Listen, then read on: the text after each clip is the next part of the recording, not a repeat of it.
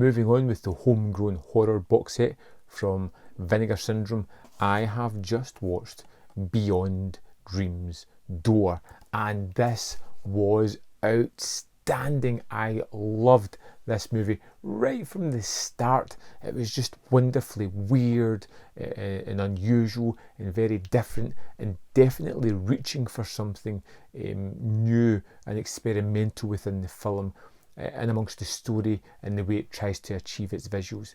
Very low budget, but the fact that they've really tried something new is greatly appreciated. I thought it was wonderful. Now, the basic story is about Ben, who's a psychology student. He has never really had dreams before, and now suddenly he's having these sequential dreams that bring horror and terrify him to his very core. And as he speaks to his professors and writes down his stories and tells them about it, they seem to spread into other people's lives, causing them great danger, stress and trauma, like a disease almost. And I loved the idea of this. It was wonderfully executed. It was a wonderful addition to the story and really added so much fun to the movie. I loved that we kept seeing this dream spread like a disease as Ben told various different people about it, as he struggled to come to terms with the gravitas of what was going on in his life and how to stop this horror, and did it mean something more. Now, it's a low budget movie and they do things that are really creative as well. There's a lot of play with shadows here that allude to horror that we never really see, and I loved the idea of that. You know, if you don't have the money to really create a creature or to show it, do it in little pieces. Show shadows, show small parts of it, and the movie does that. There is a bigger story at the heart of this as well. It feels like it's a really great tale, really well told, that just happens to have a smaller budget.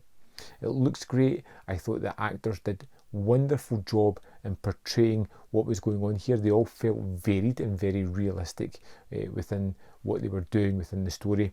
The horror was terrific. It was either very creepy or bloody. It was very tense and suspenseful. We get this constant idea of greater evil to come as well that really added to this tale.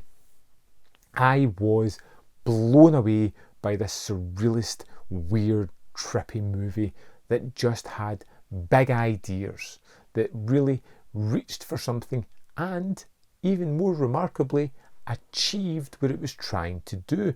Beyond Dreams Door will probably be my favourite from this set. One of my favourite movies from Vinegar Syndrome this year, and something that I really, really enjoyed. Are you getting the opinion that this is a great movie? I hope so. Beyond Dreams Door was terrific entertainment. A great story, great acting for a low budget movie.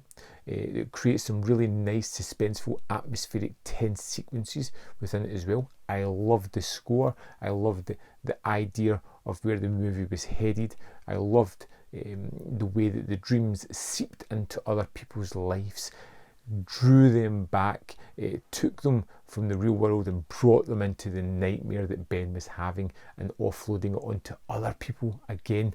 It was such wonderful visuals, great blood and guts, a great finale for this one as well, although it's not the happy-go-lucky ending that you would normally get, but it was really fitting for the movie, and I feel like this is something really special and one that I would really strongly recommend checking out.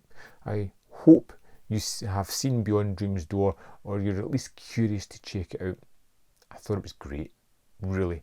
Let me know your opinion in the comment box below, and I will see you next time on Man v Film.